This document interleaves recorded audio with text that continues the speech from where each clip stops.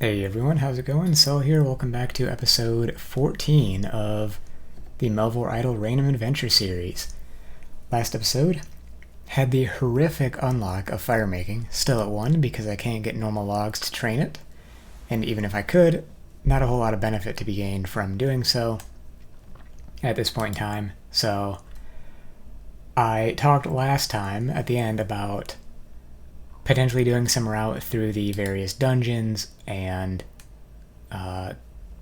things of that nature. For example, I was considering doing some air god dungeon to farm. You can't see the scrolls here because the loot from that is not what I'm talking about, but you do you get the shards from the random enemies, air shards here.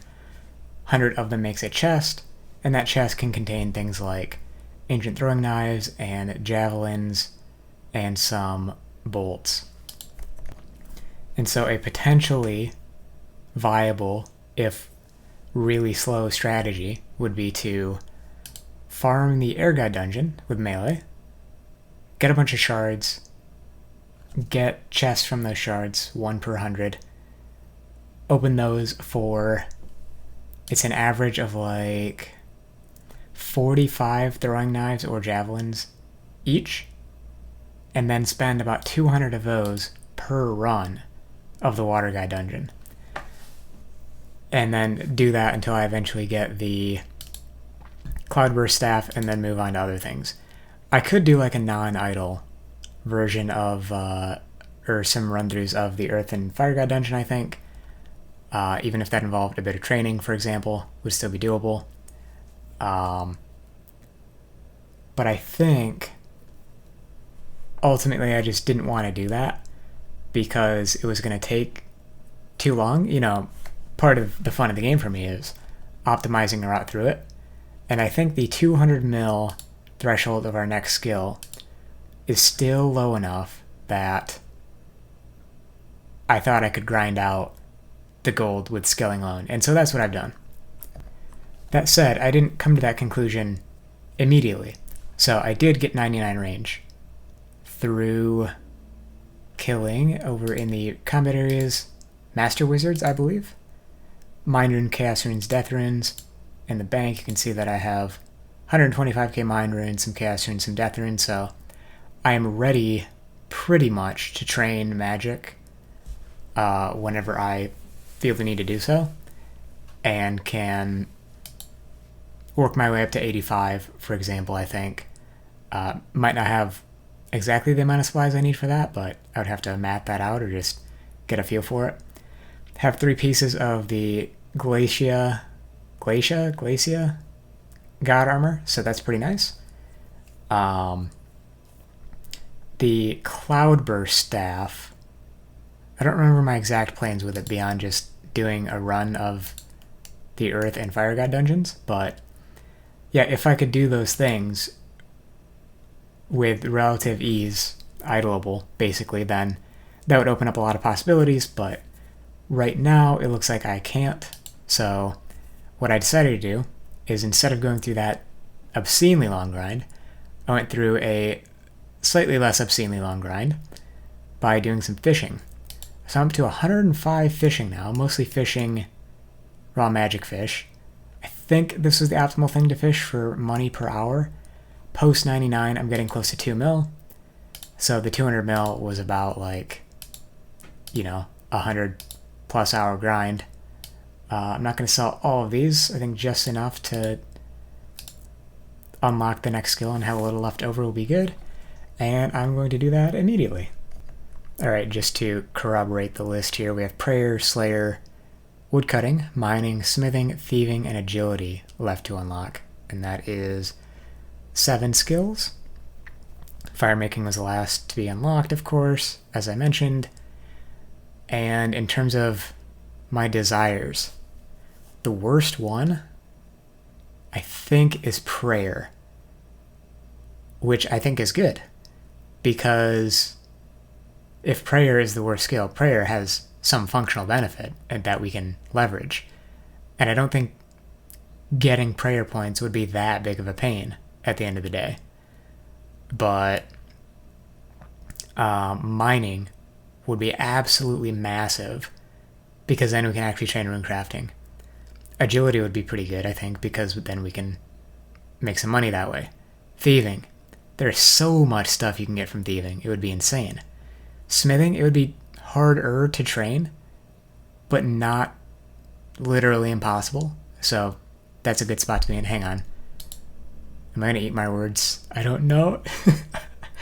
I can get tin and copper ore from something, right? Watch, I went into this thinking I could unlock smithing. Or train smithing. And now I'm thinking I might not be able to. Iron ore, that's not good. Nothing in there is going to drop ore, is it? I better check the wiki. I have horrendous news. And so basically you can guarantee that I'm going to unlock smithing because I can't train it either. I thought something dropped copper ores. Turns out, I mean, not even considering like tin ore. What is going on with this over here? I can't scroll up here anymore. Okay, there we go. You can only get copper ore by mining, by opening an ore box 1 from Township, opening a pile of ores from thieving, or pickpocketing a gold bin in thieving. And similarly for bronze bars. You got Township, you got smithing, you got a Slayer monster, and you got thieving as ways to unlock things there. So yeah, I'm just going to go ahead and unlock this, I suppose. And again, why is this doing that? Let's see, slide this on over, get the live commentary going. Again, check the list: prayer, slater, woodcutting, mining, smithing, agility, and thieving. Not in exact order. Let's go.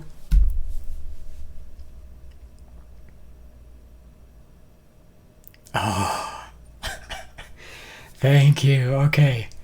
The game, after exhausting, I think smithing was the last skill we literally couldn't train. Everything else was trainable at a literal level. So, okay, I am so thankful for that. So, much less painfully than the last time. Please, unlock thieving, okay? Feels good. I'm going to enable this immediately because that's not a problem. And I might just buy some thieving gloves and go for it, really, because it's time to start leveling this up. There is so much stuff you can get from thieving. I'm not sure all of it's going to be useful, but it's going to be stuff. Alright, going to go ahead and invest in some gloves. Yeah, spend a mil on thieving gloves just to get the ball rolling a little better on this. Going to lock those, equip. The signet ring is pretty nice, 100% extra GP from thieving. We can get some other boosts along the way, but for now, just going to jump right into it. Actually, hang on a minute. Yeah, damage reduction does matter. Oh yeah, you can see with versus without gloves here. 48% versus 84%. Excuse me? Okay. Guess you can't switch between two things in the same interface opening. Kind of weird, but okay. Yeah, so you have to discover drops here, but we can just cheat and go to the wiki. Some of the more exciting stuff is sometimes some of the more boring stuff. For example, on my original unrestricted adventure character, I did thieving super early and got basically all of my food that way. You pickpocket the chef for like a day and you're set on food for what feels like forever. Obviously, it's going to be very good for GP. I think probably my best method for GP now. And speaking of, might as well see that the next skill costs 500 mil, and all of them from here on out cost 500 mil. So it's topped off there. I wouldn't mind if that kept scaling, especially with like, I don't know if adventure mode came with, I think it was around before Throne of the Herald, but being able to go past level 99 and into some of the expansion content can sometimes trivialize stuff. I don't think it's as big of a deal this time through because, well, I'm unlocking a lot of the good stuff later on, just coincidentally, I suppose. But, yeah, just having that be a thing, I feel like it, gets a lot easier to make money once you have like 115 smithing and fletching, for example. And so I wouldn't mind if this just kept doubling each time until the last one cost, what, like 816 bill to unlock. I'd be fine with that personally. Kind of double down on what the game mode is about. But that's how it is, 500 mil a piece. So some examples of really nice stuff we can get. Runes. We can kind of bypass rune crafting because we can't do it because you can pickpocket the wizard and acolyte for runes. Actually, the wizard has nature runes on his table. So once I get some nature runes, I can do alt magic, do just learning, convert selected item into 1 rune essence. It's going to be really slow to get rune essence that way, but then I can train rune crafting if I want to. And with high rune crafting can make various items. That'll be helpful for magic. So yeah, that is actually pretty massive, I would say. And is absolutely the thing I'm going to be focusing on. I basically have no reason to leave thieving at the moment, so I'm not going to. And so next video, probably just reporting back on thieving, really. Might be a bit of a shorter one or shorter gap between, maybe I should say. It will be pretty nice to hit these mastery pool checkpoints because unlike some skills, every single one of them is massive for thieving. The 50% is probably the least impactful, but getting more gold is always great. Basically, extra stealth and decreased interval are all huge for thieving. So 3 seconds right now, you can get that down to about half with some appropriate boosts, thieving cape and all that jazz. I like the high end.